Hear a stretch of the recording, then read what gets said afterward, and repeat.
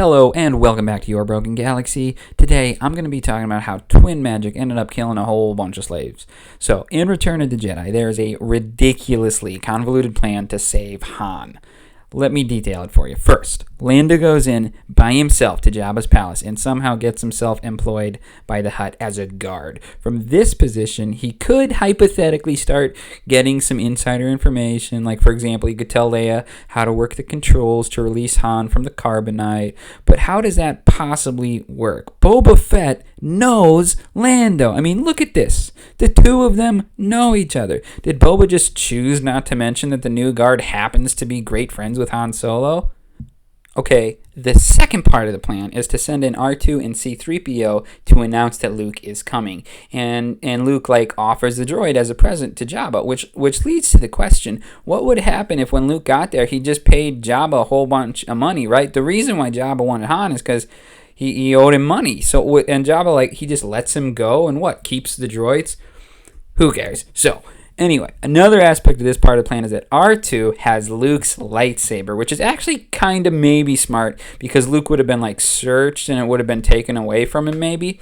But then the next part of the plan is that Leia comes in disguise with Chewbacca as her prisoner. Chewie is at that moment he's taken and thrown in a cell. But Jabba could have easily just fed Chewie to the Rancor for fun. So Chewie's he's taking a big risk. And how did Leia plan to get Chewie out? What was Leia even doing if she knew Luke was coming? Wouldn't it have been better if she stayed undercover like Lando? When she just goes to get Han in the middle of the night, and it's who cares about the plan? I'm just gonna get Han. I mean, for all we know, Lando might have a copy of the cell key to get Chewie out, but maybe Leia was just going after Han and gonna leave Chewie behind. I wonder about what Leia thinks of Chewie, because she said some things.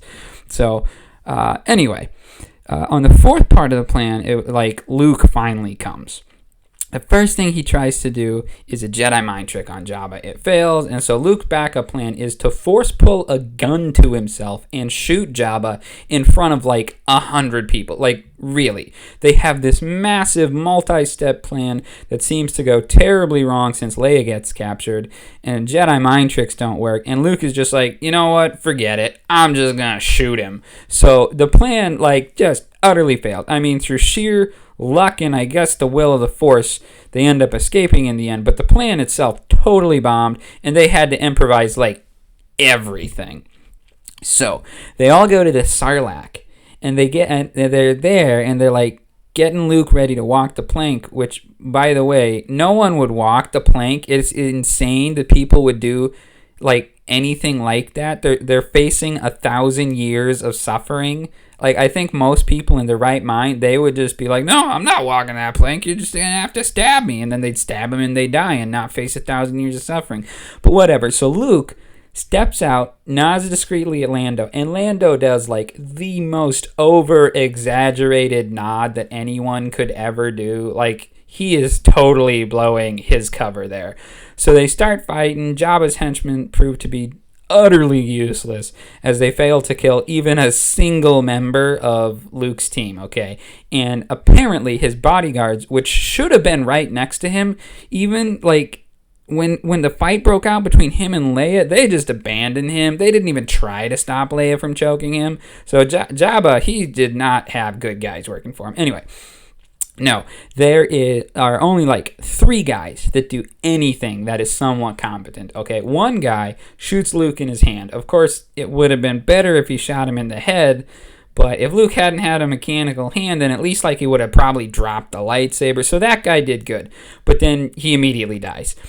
One guy used a mounted gun to shoot the skiff, which causes its repulsors to malfunction, and that causes Lando to fall off the skiff and put him in danger. And Boba, at one point, briefly ties up Luke with a wire. That's it. Everything else was just awful. The people working for Jabba are just terrible. So, after a couple minutes of fighting, Luke tells Leia to point a massive gun at the deck of the ship, and they fire, so it blows up the sail barge, killing everyone. Which leads me to another point.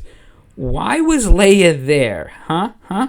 She was there because she was a slave. How many other slaves do you think Jabba had with him right then, right? Probably quite a few. Jabba liked having slaves. So there is a reasonably good chance that when Luke and Leia blew up the sail barge, they killed a bunch of slaves. So, yeah, just think about that. Just wanted to talk, share my thoughts. Anyway, hope you all have a wonderful day.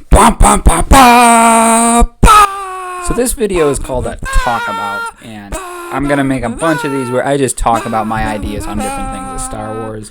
And I like it a lot, but sometimes it can be ridiculous. And sometimes I can be ridiculous, so that's kind of fun. Anyway, please like, subscribe, and all that garbage.